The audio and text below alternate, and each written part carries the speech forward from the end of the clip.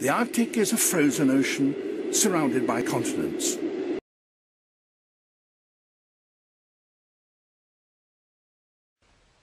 Hello, my name is Peter and I work at the Map House.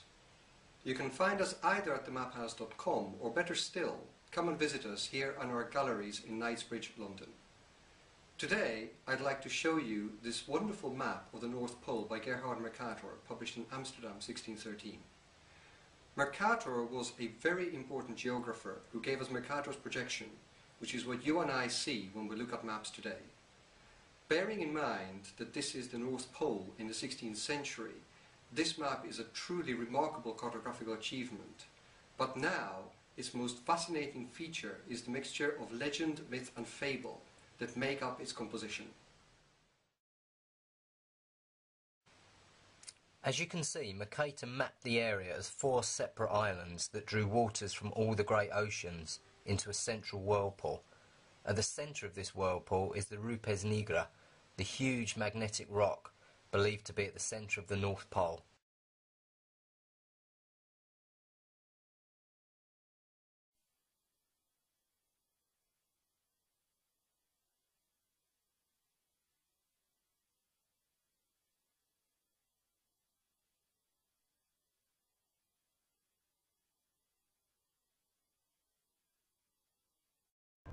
Most people probably assume that a good map is an objective and accurate portrayal of the world, not Jerry Broughton. In his new book, A History of the World in 12 Maps, he argues that most maps tell you as much about the society that produced them and the beliefs of the mapmaker as they do about the world. We came here to the library at the Royal Geographical Society in London, where they have a rather fine collection of historic maps, to meet the author.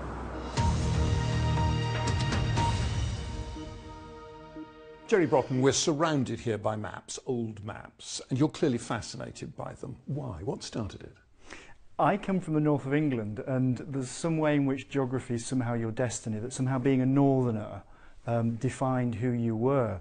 And also I lived in East Berlin for quite a long time, and so was faced with living in a space where somehow geography, or the mapping of somewhere that was east or west or north or south, was somehow really important. And the key point you're trying to get across in this book is that there is no such thing as a neutral, objective map. Every map reveals the prejudices, the ideological background of the people who made it. Yeah, I mean, any map is basically making selective decisions about what it puts in and what it leaves out. You know, you can only have a map on a one-to-one scale that's actually objective and real. Anything else is making selective decisions, as all these kind of maps do. And of course, when you're looking at the world, you can never square the circle. You can't put a globe onto a flat piece of paper. You have to make distortions, omissions, decisions about what you do.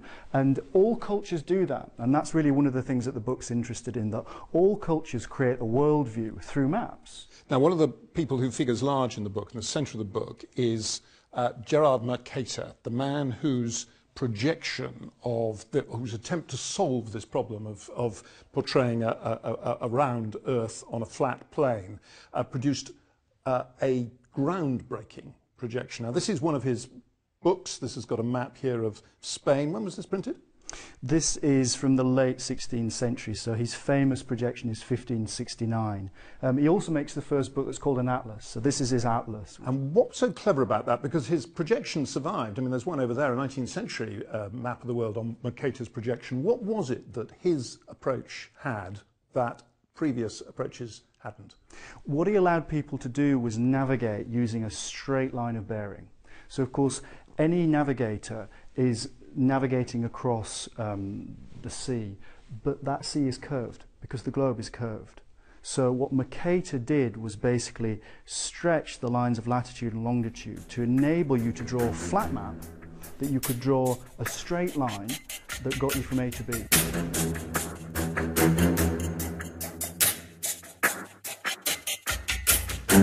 Where is the curvature? Where? No curvature.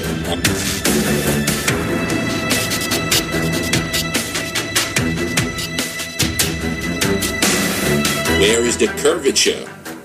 Where? No curvature.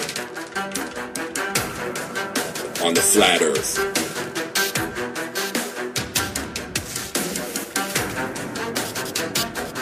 the flat earth?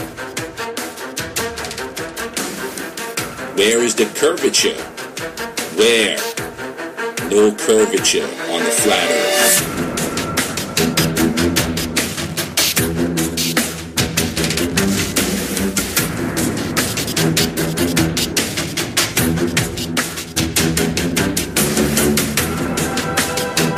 Where is the curvature?